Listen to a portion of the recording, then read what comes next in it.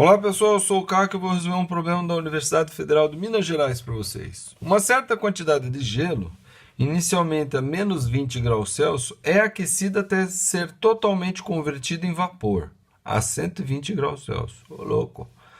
A variação da temperatura em função do calor absorvido durante esse processo está representada no gráfico abaixo. Então, a variação da temperatura pela quantidade de calor absorvida. Então, ele começou aqui em menos 20 graus Celsius, daí subiu a temperatura até zero, absorveu essa quantidade de calor, depois passou por um processo de fusão, né, porque o gelo derrete, certo? É gelo, o gelo derrete, então ele absorveu essa quantidade de calor para derreter, depois a temperatura subiu de 0 até 100, e nisso ele absorveu essa quantidade de calor para subir essa temperatura, depois ele entrou em vaporização,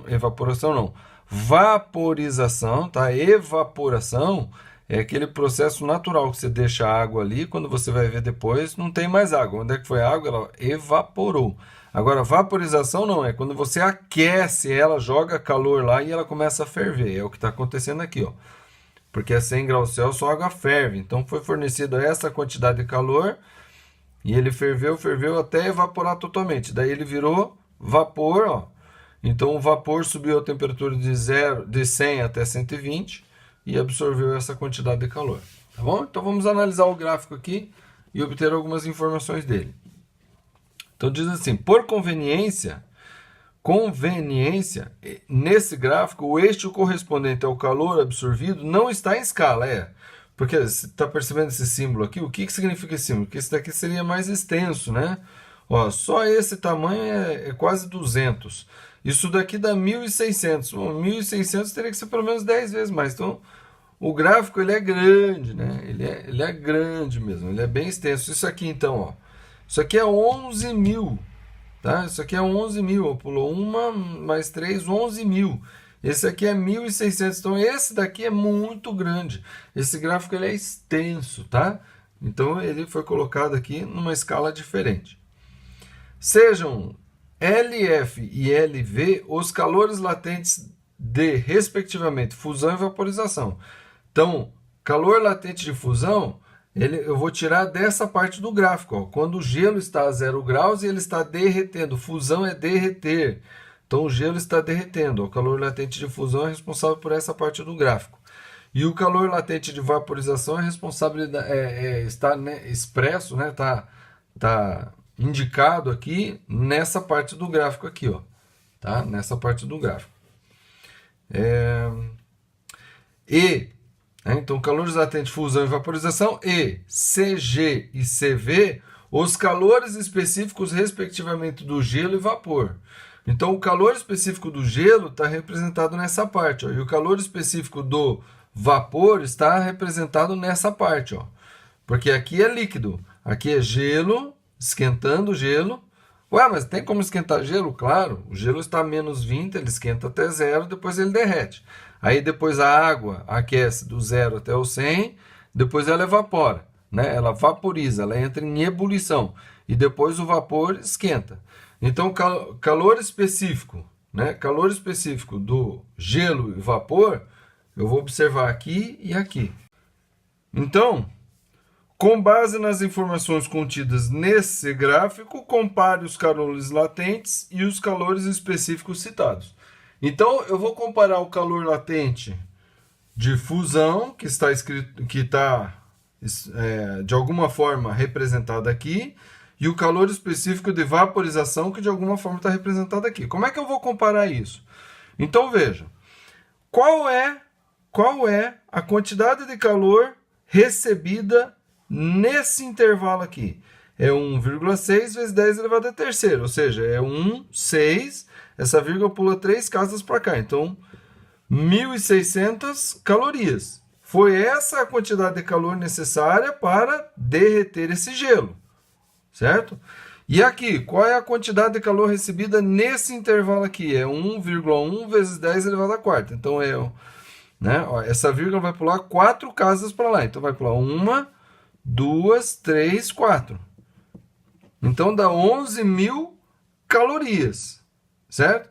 Então veja, ele recebe 1.600 calorias para derreter e recebe 11.000 calorias para vaporizar. Ou seja, ele recebe muito mais calorias para vaporizar do que para derreter. Então, com certeza, o calor latente de vaporização é maior do que o calor latente de fusão. Tá? É a primeira conclusão que eu tiro a respeito do gráfico. Ó. Calor latente de vaporização é maior que o calor latente de fusão. Por quê?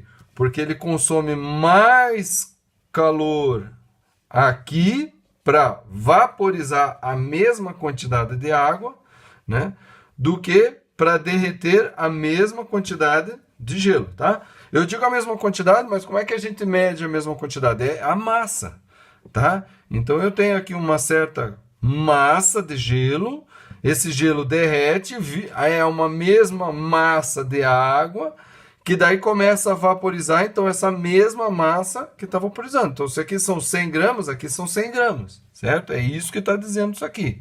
A quantidade de substância aqui é a massa, tá? Ela está expressa em massa. Por isso que calor latente, ele é o quê?